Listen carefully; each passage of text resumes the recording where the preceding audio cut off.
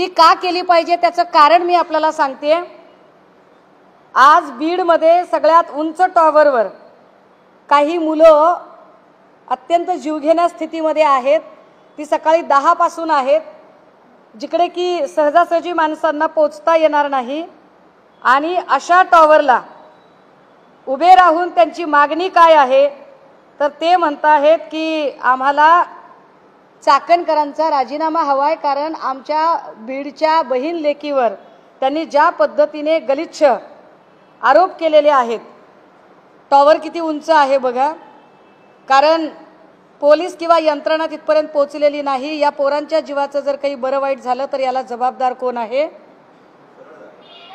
नाही, हा उभा व्हिडिओ दादा, खूप मोठा टॉवर आहे।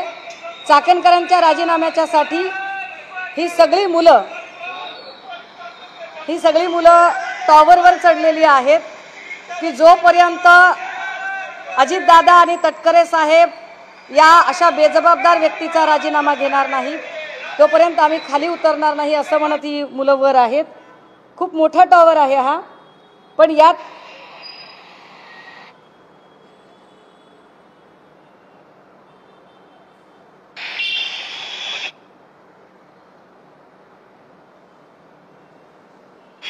नमस्कार, मी माऊली शिरसाट, बीड शहरातील BSNLचं बाजी मंडई या ठिकाणचं सगळ्यात उंच टावर आहे।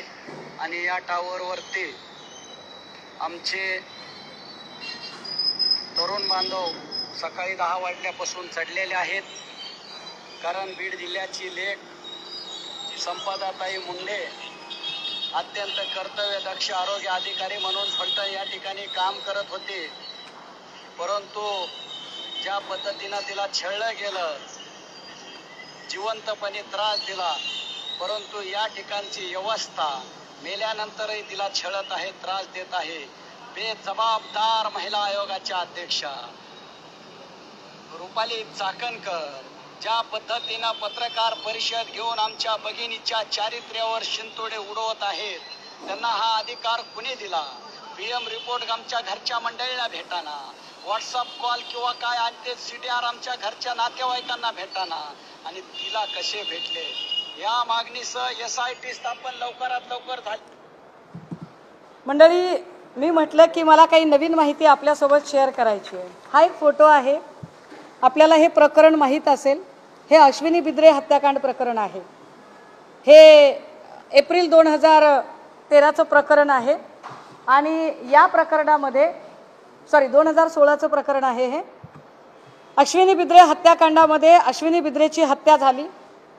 हत्या खरं तर 11 एप्रिलला झाली होती, पण तिच्या घरच्यांना जेव्हा लक्षात आलं की आपली घरातली जी व्यक्ती आहे ती सापडत नाहीये, तिचा कॉन्टॅक्ट होत नाहीये, तेव्हा 15 एप्रिल 2016ला अश्विनी बिद्रेंच्या संबंधाने एक मिसिंगची तक्रार दाखल झाली होती।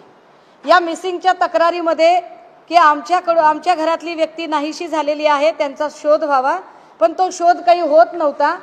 अखेर ती ज्या ठिकाणी राहत होती नोकरीच्या ठिकाणी, तिथे जाऊन तिचा लॅपटॉप वगैरे जेव्हा हस्तगत केला आणि अश्विनी बिद्रे यांचे पती आणि त्यांची मुलगी यांनी त्या लॅपटॉप आणि मोबाईलमधनं काही गोष्टी काढल्या, त्यावेळेला त्यांचा संशय हा अभय कुरुंदकर या माणसावर गेला आणि त्याच्यानुसार पुढे एक तक्रार लक्षात आली आणि त्याच्यात असं कळलं की 11 एप्रिल 2016ला अश्विनी बिद्रेची हत्या झाली होती। मी हे का सांगते त्याचं कारण पुढे सांगते आपल्याला। 11 एप्रिल 2016ला अश्विनी बिद्रेची हत्या झाली, पण गुन्हा हत्येचा दाखल झाला नव्हता।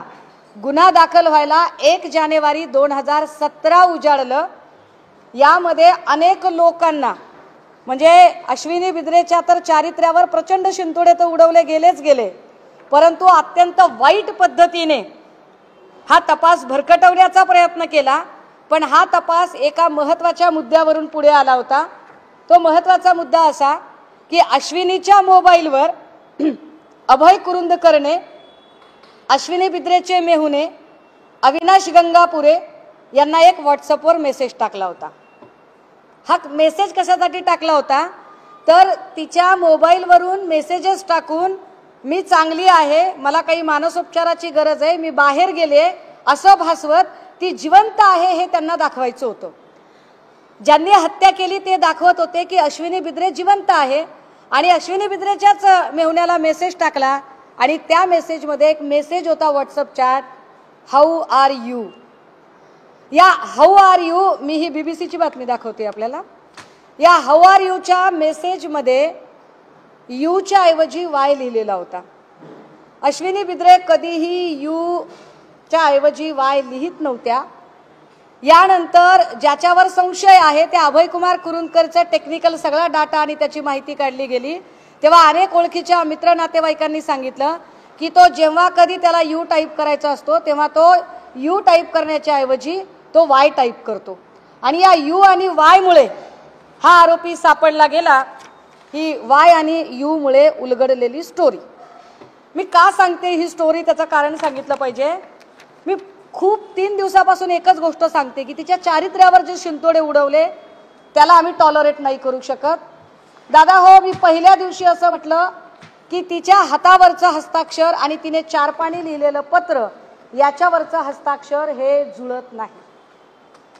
ते जुळत नाही हस्ताक्षर असं मी का म्हटलं, त्याला माझ्याकडे आत्ता आधार आहेत आणि तेच आधार मला आपल्यासमोर शेअर करायचे आहेत आणि म्हणून मी आपल्या सगळ्यांना तातडीने इथे बोलावलं. आपणही आलात, मी आपली आभारी आहे.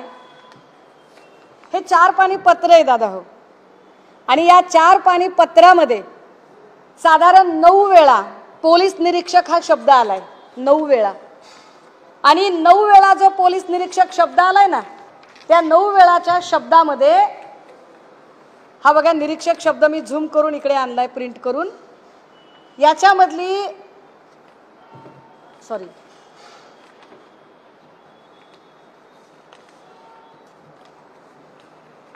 त्याच्यामधलं जर हस्ताक्षर जर आपण बघितलं तर आपल्या लक्षात येईल की काय नेमका घोळ झालेला आहे आणि आम्ही असं म्हणतोय याला नेमका आधार तरी काय आहे.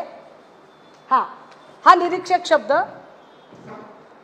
तिच्या 4 पानी पत्रातला हा निरीक्षक शब्द बघा. तुम्हाला कॅमेरे जर झूम करता आले तर याच्यातली जी र ची वेलांटी आहे ती दीर्घ आहे आणि तो 9 वेळा शब्द लिहिलाय तिने, एकदा लिहिलेला नाही, 9 वेळा लिहिलाय. हे काम पोलिसांचं आहे. मी सोपं करून देते पोलिसांना.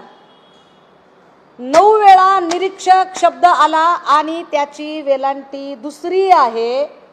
अगदी त्याच वेळेला तिच्या हातावर जो निरीक्षक शब्द आलेला आहे त्याची वेलांटी पहिली आहे आणि हे धक्कादायक आहे. मी अजिबात कुठलीही गोष्ट वेग मांडत नाहीये. मी फार जीव तोडून मांडतेय. मला कुठल्याही पक्षीय राजकारणात जायचं नाहीये, मला काही देणं घेणं नाहीये. मला एवढंच म्हणायचं आहे की तुम्ही एखाद्या महिलेचं चारित्र्य हनन करताना जरा माहिती तर घेत चला. मी असा हत्येचा संशय व्यक्त केला होता, पण आता या 2 गोष्टींनी या तरुणीची आत्महत्या की हत्या ही गोष्ट अधिक किचकट झाली आहे. ह्या 2 कागद बघितल्यावर ती हत्या झाली आहे का असं म्हणायला फारच पुरेसा वाव आहे की 9 वेळा 4 पानी पत्रामध्ये लिहिलेला निरीक्षक शब्द त्याची वेलांटी दुसरी आहे आणि सुसाइडल नोट म्हणून संदर्भ घेतलेला हातावरचा जो शब्द आहे त्याच्यातली र ची वेलांटी ही पहिली आहे.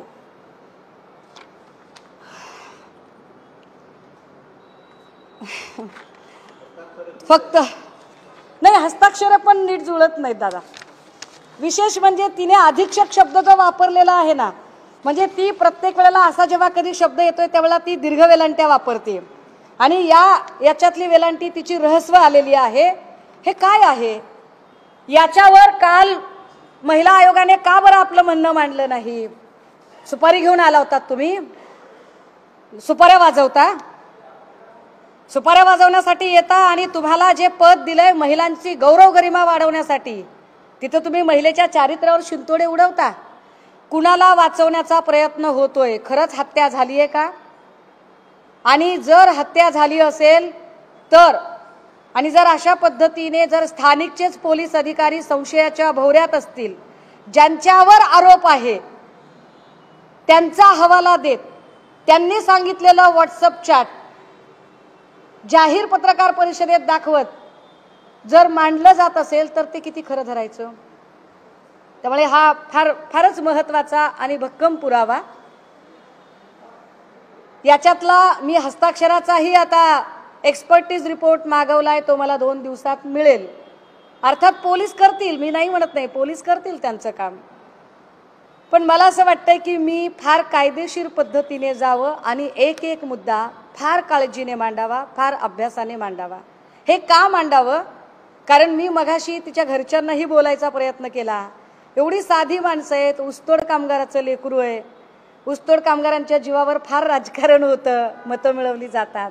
पण ऊसतोड कामगाराच्या लेकराबद्दल एक अत्यंत कायदेशीर आणि एक अत्यंत शिस्तबद्ध, एका व्यवस्थित तपासाच्या योग्य दिशेने जाणारी रेषा कुणीतरी मांडण्याची गरज आहे.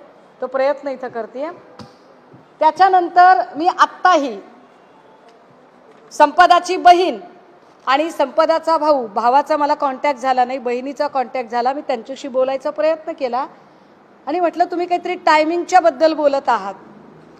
हे टायमिंगचा काय विषय आहे? तर साधारणतः घटना घडली त्या दिवशी खूप उशिरा तिची बहीण फोन करते आणि तो फोन पोलीस उचलतात आणि पोलीस सांगतात की तिला वाटतं की आपल्या बहिणीचा फोन चोरीला गेलाय का. ती म्हणते कोण बोलताय? आणि तिकडून सांगितलं जातंय की आम्ही पोलीस बोलतोय. तुमच्याकडे कसा काय फोन? तर तुमच्या बहिणीने सुसाईड केलंय. कसं शक्य आहे? आणि मग ते टायमिंग सांगतात की तुमच्या बहिणीने सुसाईड केलेलं आहे. कधी झालंय? तर ते सांगतात की नाही, हे 7 वाजताच झालेलं आहे, संध्याकाळीच झालेलं आहे हे. पण त्या दिवशी बहिणीने एक स्टेटस ठेवलेला होता व्हॉट्सअपला आणि तो स्टेटस 11:06 संपदाने लाईक केलेला आहे. तो तिच्या मोबाईलवरचा हा स्क्रीनशॉट आहे दादा. हो, आता जर तिचा मृत्यू जर आधीच तुम्ही दाखवत असाल तर नंतर 11 वाजता ती हा व्हॉट्सअप स्टेटस लाईक कसा काय करते? वेळा चुकतायत का? पोलीस काही लपवायचा प्रयत्न करतायत का? आणि म्हणून आमचा पोलिसांवर संशय आहे आणि म्हणून आमचं असं म्हणणं आहे, कारण मी का ही केस सांगितली आपल्याला, मी अश्विनी बिद्रेची केस यासाठीच सांगितली की आरोप अभय कुरुंदकर हा पोलीस ऑफिसर होता आणि पोलीस ऑफिसरवर आरोप होता. याही प्रकरणात पोलिसांवर आरोप आहे आणि त्यामुळे हे जे छोटे छोटे बारकावे आहेत, हे छोटे छोटे बारकावे लक्षात आणून दिले पाहिजेत. आणि ज्यांच्यावर संशय आहे, ज्यांच्यावर आरोप आहे, जे आमच्या नजरेत संशयित आहेत, अशाच लोकांवर तुम्ही तपास सोपवू नये. हा तपास माननीय उच्च न्यायालयाने उच्चस्तरीय समितीकडे सोपवावा. राहिला प्रश्न माझ्यावरच्या बदनामीच्या, काय त्यांच्या नोटिशी बिटिशीचा, त्याला उत्तर द्यायला मस्त खंबीर आहे मी. ते नंतर बघता येईल, त्याचं काय एवढं नाही. हे काय माणसं कोण हाडं हागणारी असते, होय काय करते तेवढं. भांडलं तर कोणीतरी उभं तर राहिलं पाहिजे. त्याच्यामुळे ह्या गोष्टी महत्त्वाच्या आहेत.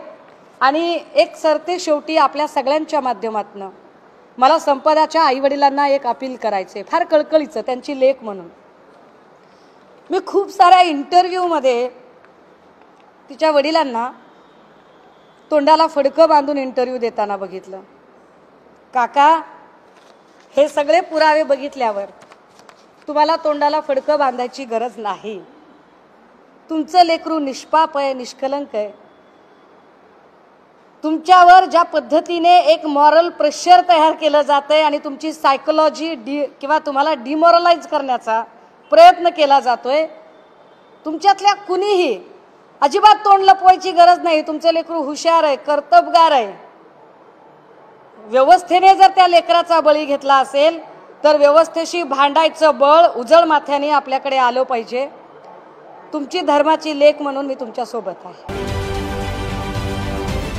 महाराष्ट्रातील सर्व बातम्यांचे विश्वासार्ह व्यासपीठ,